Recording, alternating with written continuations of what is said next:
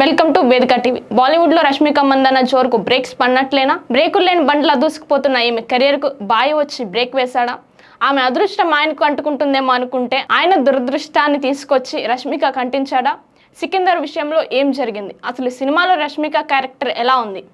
Animal, Pushpa 2 Chhaava లాంటి సినిమాలో అటు పర్ఫార్మెన్స్ ఇటు రొమాంటిక్ క్యారెక్టర్స్ చేస్తూ వరుస విజయాలు అందుకున్నారు రష్మిక మందన్న. ఈ 3 సినిమాలతో అమ్మడు బాక్సాఫీస్ క్వీన్ గా అయిపోయారు. ఈమె అడుగుపెట్టిన సినిమా బ్లాక్ బస్టర్ అని ఫిక్స్ అయిపోయారు మేకర్స్ కూడా. ఇలాంటి సమయంలో విడుదలైన సికిందర్ అంచనాలను తారుమారు చేసింది. సల్మాన్ హీరోగా మృగదాస్ తెరకెక్కించిన సికిందర్ సినిమాకు మొదటి రోజే టాక్ తేడాగా వచ్చింది. ఓపెనింగ్స్ కూడా ఏమంత గొప్పగా లేవు. కేవలం 30 కోట్లతో సరిపెట్టుకున్నారు సల్మాన్. ఇక రష్మిక పాత్ర విషయానికి వస్తే అరగంటకు అటు ఇటుగా ఉండే పాత్రలో సరిపెట్టేశారు మృగదాస్. లేదనుకుండా 2 పాటల్లో కనిపించారు ఈ బ్యూటీ. సికిందర్ లో రష్మిక మందన్న పాత్ర అంత ఎఫెక్టివ్ గా అనిపించలేదని ఆమె ఫ్యాన్స్ చెప్తున్న మాట. టాక్ చూస్తుంటే వీకెండ్ వరకు పర్లేదేమో గానీ తర్వాత బాయ్ సినిమాకు బ్రేకులు పడడం అయితే ఖాయం. ఇదే జరిగితే వరుస విజయాలతో దూసుకుపోతున్న రష్మిక జోరుకు కూడా బ్రేకులు పడినట్లే. ప్రస్తుతం ఆయుష్మాన్ ఖురానా తో థామస్ సినిమా చేస్తున్నారు ఈ బ్యూటీ.